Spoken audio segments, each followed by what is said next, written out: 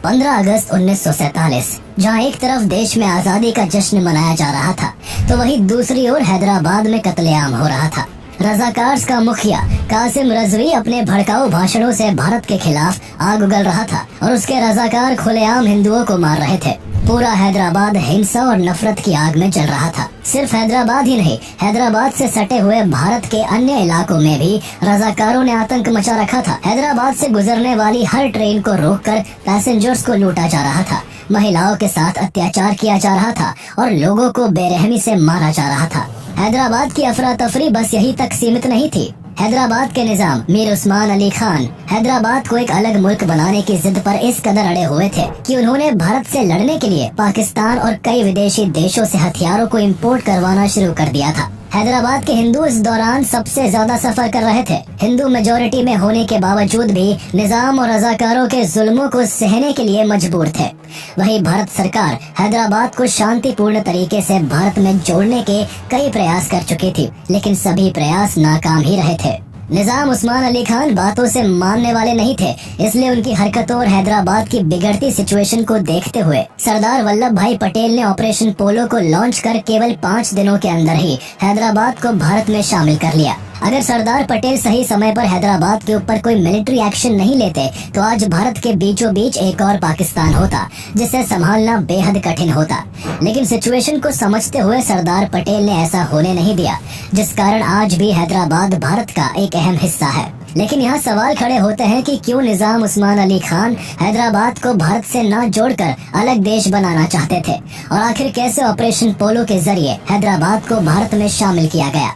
आइए समझते हैं। लगभग 200 सालों तक भारत को लूटने के बाद अंग्रेज तो भारत छोड़कर चले गए, लेकिन जाते जाते भारत को टुकड़ों में बांट गए। ब्रिटिशर्स ने माउंटबेटन प्लान और रैडक्लिफ लाइन के जरिए भारत को हिंदू एंड मुस्लिम मेजोरिटी के आधार पर 2 हिस्सों में बांट दिया। लेकिन बात यहीं पर खत्म नहीं हुई, बल्कि ब्रिटिशर्स ने भारत की प्रिंसली स्टेट्स को भी अलग देश बने रहने का ऑप्शन दे दिया था। यानी प्रिंसली स्टेट्स चाहती तो वो अपना एक अलग देश खड़ा कर सकती थी। ऐसे ऑप्शन को देखकर जम्मू एंड कश्मीर और जूनागढ़ के राजाओं के साथ साथ हैदराबाद के निजाम उस्मान अली खान की नीयत भी फिसल गई और वो हैदराबाद को अलग मुल्क बनाने की मांग पर डट गए। हैदराबाद को अलग देश बनाने की जिद का कारण कुछ और नहीं बल्कि निजाम की बेशुमार दौलत ही थी।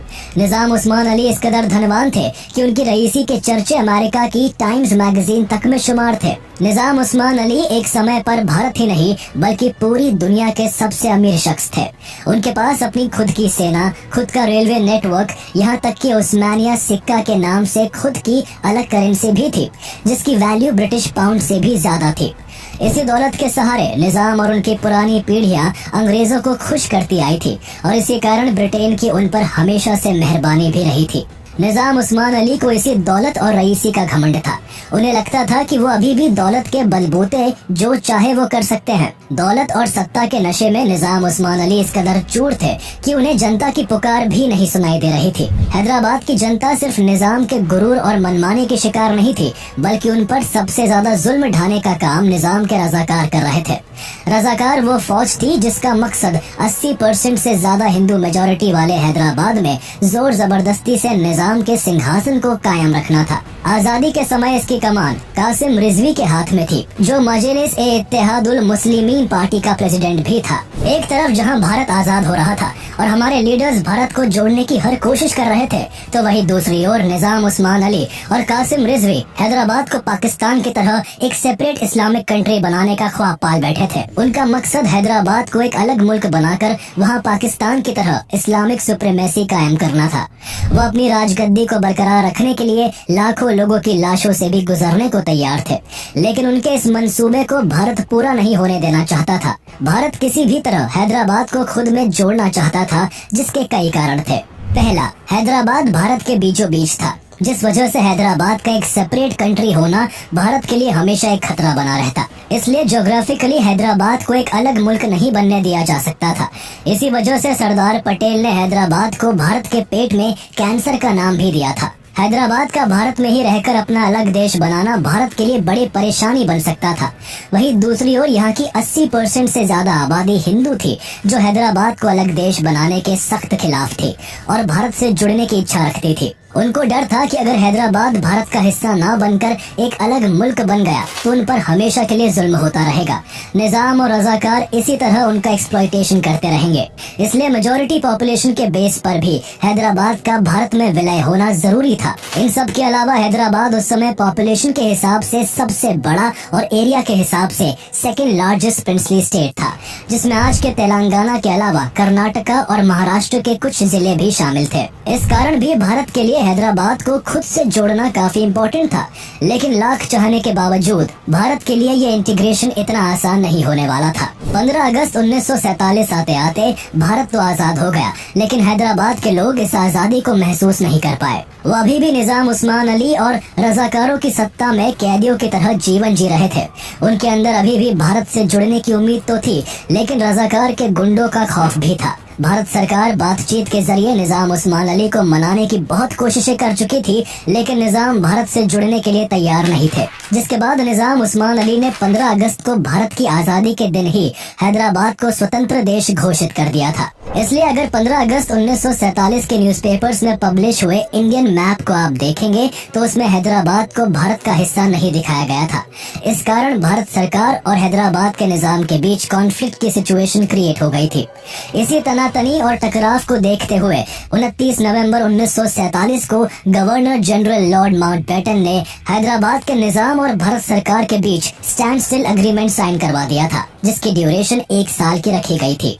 इस स्टैंड स्टिल अग्रीमेंट के तहत ये तय किया गया था कि हैदराबाद के डोमेस्टिक मामलों पर निजाम उस्मान अली का नियंत्रण होगा और वही हैदराबाद के फॉरेन, डिफेंस एंड कम्युनिकेशन से जुड़े हुए मामले भारत के कंट्रोल में होंगे।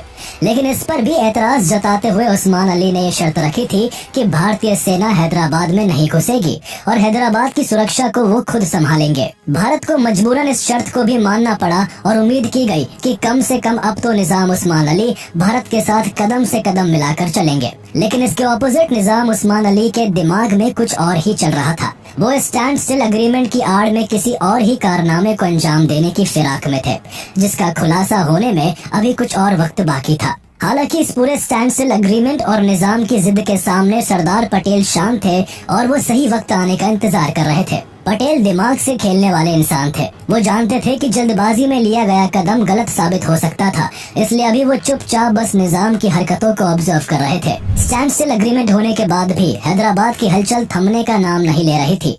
रजाकारों के अत्याचारों ने भयंकर रूप ले लिया था। कासिम रजवी हैदराबाद में जगह जगह सांप्रदायिक सभाओं के जरिए नफरत और हिंसा को चरम पर ले जा रहा था। ग्रामीण इलाके हो या शहरी इलाके, सड़कें हो या रेलवे स्टेशन, हर जगह कासिम रिजवी और उसके रजाकारों के द्वारा नरसंहार हो रहा था। उसने ये मान लिया था कि भारत कभी हैदराबाद को नहीं पा सकेगा और निजाम का राज हमेशा कायम रहेगा। एक तरफ रजाकार तो दूसरी ओर कम्युनिस्ट का तेलंगाना रेबेलियन नाम का एक गुट भी सक्रिय हो गया था, जो निजाम और रजाकारों के खिलाफ तो था, लेकिन उनका भी तरीका वायलेंट था। इसलिए रजाकारों के साथ साथ कम्युनिस्ट का ये गुट भी भारत के लिए एक कंसर्न बन गया था, जिस कारण हैदराबाद की जनता को लेकर भारत सरकार काफी चिंतित थी। पर अफसोस इस बात का था कि हैदराबाद और वहाँ के लोगों की परेशानी को दूर करने के लिए भारत कोई ठोस कदम नहीं उठा पा रहा था। दरअसल प्रधानमंत्री जवाहरलाल नेहरू और governor general Lord Mountbatten Hyderabad की प्रॉब्लम को पीसफुली सॉल्व करना चाहते थे। वो बातचीत के जरिए हैदराबाद की समस्या का समाधान निकालना चाहते थे।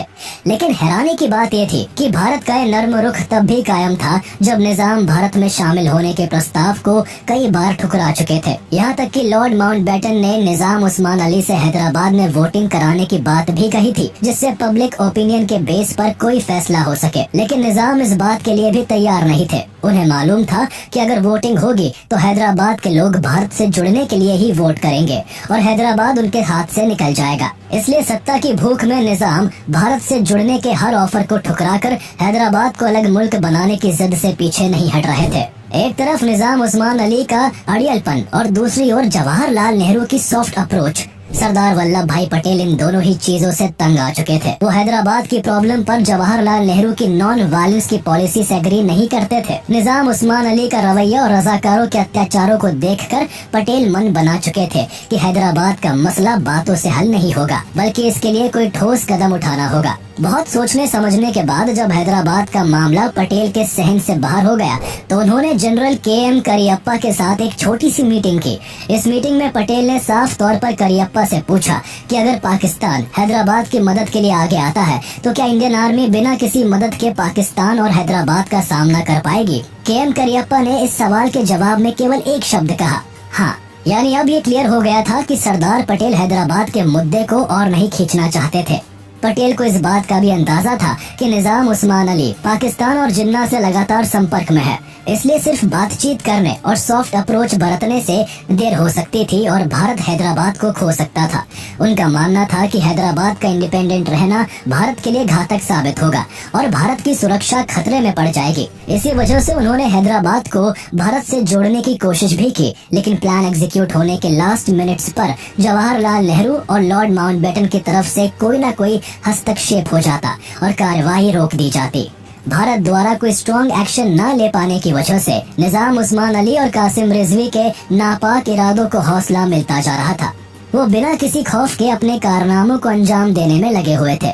एक तरफ कासिम रिजवी और उसके रजाकार लोगों पर बुरी तरह जुल्म ढा रहे थे, तो वहीं दूसरी ओर हैदराबाद की सुरक्षा की जिम्मेदारी लेने वाले निजाम जनता को नफरत और हिंसा की आग में जलता छोड़कर किसी और ही काम में लगे हुए थे। दरअसल उनकी मंशा पाकिस्तान, यूरोप और अमेरिका समेत अन्य देशों से मदद लेकर भारत के खिलाफ लड़ने की थी और निजाम इसी मंसूबे को पूरा करने में लगे हुए थे। सबसे पहले उन्होंने ब्रिटिश गवर्नमेंट से हैदराबाद को इंडिपेंडेंट कंट्री के तौर पर कॉमनवेल्थ की सदस्यता देने की रिक्वेस्ट की, लेकिन निजाम की इस मांग को ठुकरा दिया गया। इस वजह से जब निजाम ने देखा कि सीधे तरीके से उनके मंसूबे पूरे नहीं होंगे तो उन्होंने भारत से जंग लड़ने की तैयारी शुरू कर दी। निजाम ने भारत के खिलाफ लड़ने के लिए हैदराबाद स्टेट फोर्स में अनऑफिशियल सैनिकों की तादाद को बढ़ाना शुरू कर दिया। साथ ही निजाम ने पाकिस्तान की मदद लेकर फ्रांस से वेपन्स मंगवाने की कोशिशें तेज कर दी। फ्रांस से कहा गया कि इन्हें 6 लाख राइफल्स एंड रिवॉल्वर्स के साथ साथ 3 लाख मशीन गन्स चाहिए और अगर फ्रांस इन वेपन्स को प्रोवाइड नहीं कर सकता तो वो इन हथियारों की खरीदारी यूरोप के अन्य देश जैसे स्वीडन, बेल्जियम या नीदरलैंड से कर लेंगे। इस बात की खबर जब भारत सरकार को लगी तो भारत ने ब्रिटिश गवर्नमेंट की हेल्प से यूरोपियन कंट्रीज को हथियारों की सप्लाई न करने के लिए मना लिया और इस तरह निजाम की इस कोशिश पर पानी फिर गया। यूरोप से मायूसी मिलने के बाद निजाम ने पाकिस्तान का रुख किया। दरअसल हैदराबाद को अलग देश बनाने का निजाम का जो ख्वाब था उसके पीछे सबसे बड़ा हाथ पाकिस्तान का ही था। पाकिस्तान ने निजाम को एक झूठी उम्मीद दे रखी थी कि अगर भारत और हैदराबाद में कभी जंग हुई तो दुनिया की सभी इस्लामिक कंट्रीज जंग में हैदराबाद का साथ देंगी। निजाम इन्हीं सब बातों में आकर पाकिस्तान को 20 करोड़ रुपए लोन के रूप में देने को तैयार हो गए थे। इसी लोन के लालच में आकर निजाम की उम्मीदों को बढ़ाने के लिए पाकिस्तान ने हैदराबाद में हथियारों की सप्लाई भी शुरू कर दी थी, जिन्हें वक्त पड़ने पर भारत के खिलाफ इस्तेमाल किया जा सके। पाकिस्तान से हैदराबाद में हथियारों को लाने का काम सिडनी कॉटन ने किया था। सिडनी कॉटन न सिर्फ एक पायलट था बल्कि वो एक बड़ा आर्म्स डीलर भी था। इसी वजह से हथियारों की सप्लाई के लिए निजाम ने सिडनी कॉटन को लाखों पाउंड्स की फीस भी दी थी। सिडनी कॉटन अपने 30 लोगों के क्रू की मदद लेकर कराची से प्लेन में हथियार भरकर गोवा से होकर हैदराबाद के चार मीनार, बिदार और वरंगल जैसे इलाकों में हथियारों की सप्लाई करने लगा था। निजाम की ये नापाक साजिश भारत की नजरों से नहीं बच सकी। भारत को निजाम के इन कारनामों का पता चलने लग गया था। ये सब होता देख वल्लभ भाई पटेल के सब्र का बांध अब टूटता जा रहा था। अब वो हैदराबाद को लेकर कोई ढील नहीं देना चाहते थे।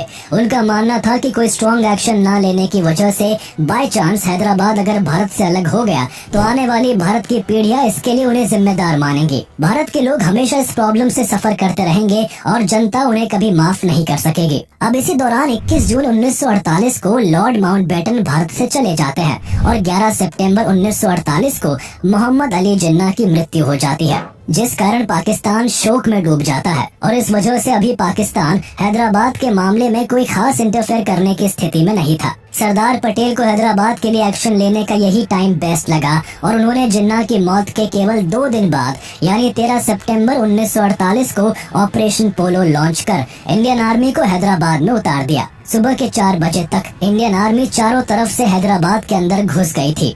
सरदार वल्लभ भाई पटेल ने यहाँ डिप्लोमेसी से काम लेते हुए ऑपरेशन पोलो को मिलिट्री एक्शन की जगह पुलिस एक्शन का नाम दिया, जिस कारण यूएन या ब्रिटेन भारत के इस ऑपरेशन में दखल अंदाजी न दे सके और भारत हैदराबाद को जोड़ने में कामयाब हो सके। लेकिन इस तरह के मिलिट्री एक्शन लेने से जवाहरलाल नेहरू काफी चिंतित थे। उन्हें डर था कि भारत के इस एक्शन से पाकिस्तान भारत पर हमला कर सकता था। पर सरदार पटेल अब और शांत नहीं बैठना चाहते थे।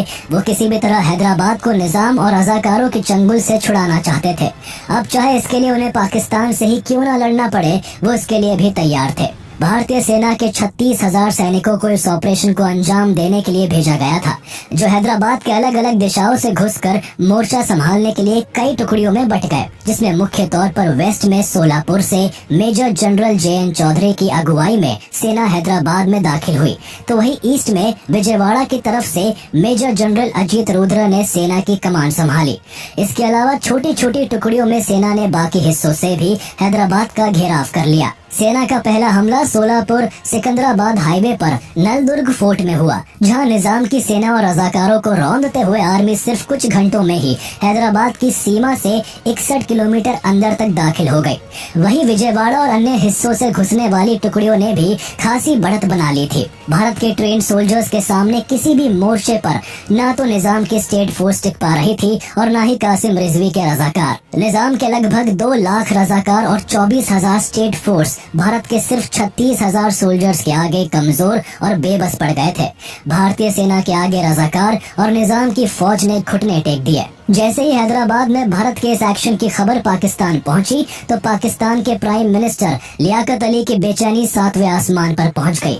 उन्होंने तुरंत डिफेंस काउंसिल की बैठक अरेंज की और अपने मिलिट्री ऑफिसर्स से भारत पर हमला करने के बारे में पूछा। लेकिन इस पर पाकिस्तान के मिलिट्री ऑफिसर्स ने लियाकत अली से भारत पर अटैक के लिए साफ इनकार कर दिया। उनका मानना था कि अभी पाकिस्तान भारत से लड़ने की स्थिति में नहीं है, जिस कारण चाहकर भी पाकिस्तान हैदराबाद के मैटर में कोई हस्तक्षेप नहीं कर पाया। केवल 5 दिनों के अंदर ही इंडियन आर्मी ने पूरे हैदराबाद में अपनी पकड़ बना ली और निजाम उस्मान अली के पैलेस को घेर लिया। हैदराबाद को अलग इस्लामिक कंट्री बनाने का ख्वाब निजाम को अब टूटता हुआ दिख रहा था। पाकिस्तान से कोई मदद न मिल पाने के बाद निजाम अब यूएन से इंटरवीन करने की रिक्वेस्ट करता रहा, लेकिन उसे वहाँ निराशा और हार के सिवा कुछ हाथ नहीं लगा। कहीं से भी कोई उम्मीद नजर न आती देख 17 सितंबर को निजाम ने अपनी हार स्वीकार कर ली। इसी के साथ ऑपरेशन पोलो के सफल परिणाम की वजह से 17 सितंबर 1948 के दिन हैदराबाद भारत का अभिन्न हिस्सा हो गया। इसी कारण हर साल 17 सितंबर के दिन को हैदराबाद लिबरेशन डे के तौर पर मनाया जाता है। वैसे आपको जानकर हैरानी होगी कि इस ऑपरेशन का नाम ऑपरेशन पोलो भी निजाम को उसकी सही जगह दिखाने के लिए रखा गया था। दरअसल इस ऑपरेशन के समय पूरी दुनिया में हैदराबाद में सबसे ज्यादा पूरे 17 पोलो के मैदान थे, जो निजाम की शान और शौकत में 4 चांद लगाते थे। इस ऑपरेशन में 1300 से ज्यादा रजाकार और 800 से ज्यादा हैदराबाद स्टेट फोर्स के सैनिक मारे गए। वहीं इस ऑपरेशन में 66 भारतीय सैनिक भी शहीद हो गए। जनता पर बुरी तरह जुल्म ढाने वाले कासिम रिजवी और उसके लगभग 18,000 रजाकार सलाखों के पीछे भेज दिए गए। 9 साल तक अपनी सजा काटने के बाद कासिम रिजवी को 1957 में रिहा किया गया और 48 घंटे के अंदर ही उसे भारत छोड़ने का अल्टीमेटम दिया गया। ऐसे वक्त में पाकिस्तान ने कासिम रिजवी को अपने देश में शरण दी, जिसके बाद कासिम हमेशा के लिए पाकिस्तान चला गया। हालांकि पाकिस्तान जाने से पहले अपनी पार्टी MIM को मौलाना अब्दुल वाहिद ओवैसी को सौंप गया। आज आप इसी पार्टी को ऑल इंडिया मजलिस-ए-इत्तेहादुल मुस्लिमीन AIMIM के नाम से जानते हैं, जिसके हेड असाउद्दीन ओवैसी है।